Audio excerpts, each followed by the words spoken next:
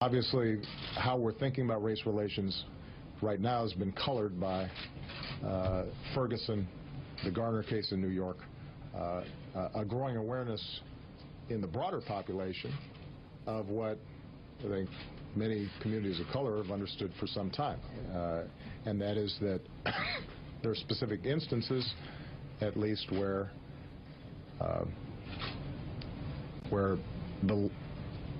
law enforcement doesn't feel as if it's being applied in a colorblind fashion.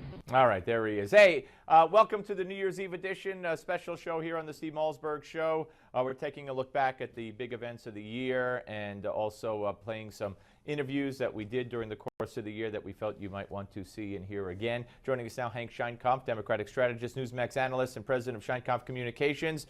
Welcome back. Thank you. And so, all right, so let's talk about the, we had the shootings of the 2 police officers in New York.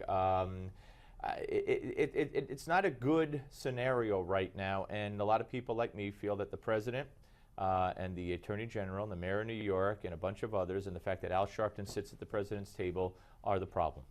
Look, when people say things in public, they forget often that what they do has value and it has action and it creates meaning for an awful lot of other people.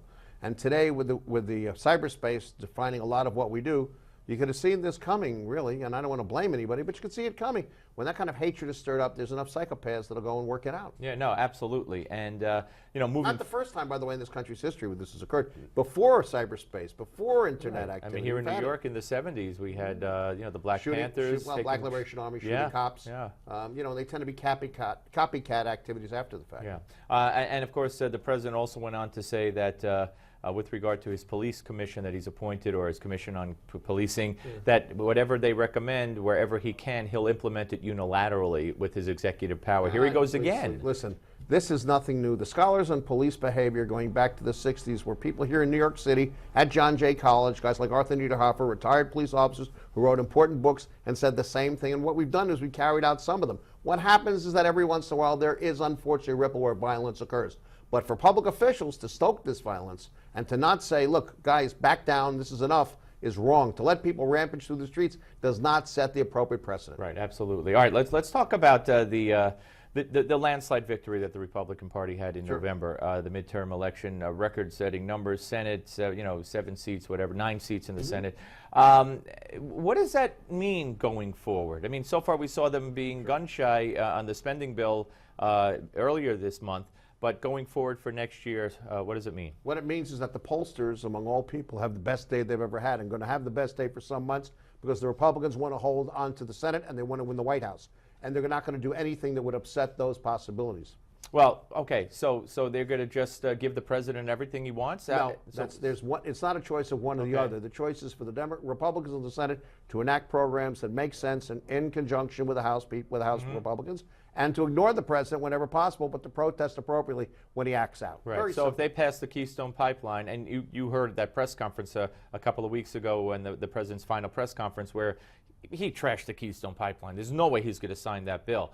Well, if he doesn't sign that bill, he will effectively kiss away for the Democrats going into 16 white blue-collar votes in the Midwest. Why? Because people will see that as an indication, a symbol of how they're viewed in an era where automation is taking and killing their jobs. Doesn't this landslide victory in November put an end to this closing down the government myth that the Republicans were blamed for closing down the government a year prior? They did it in 1995, and they did it in the recent past. I mean, this is not new. That is not the issue here, though, Steve. No, but what I'm saying is Republicans, in other words, Republicans are afraid of their shadow. They're afraid to the first thing McConnell said after the huge victory was, we're not going to close down the government. Well, you closed it down. You were blamed for closing it down a year ago, and you won this landslide victory. So what are you afraid of? We have to make a distinction between what is politically smart and what is governmentally sound.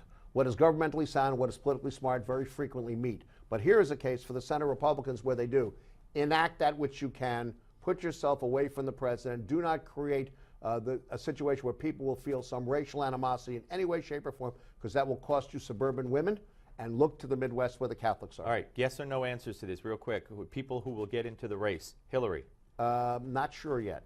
Elizabeth Warren. Not sure yet. Joe Biden. Yes. Okay. Republicans, Christie.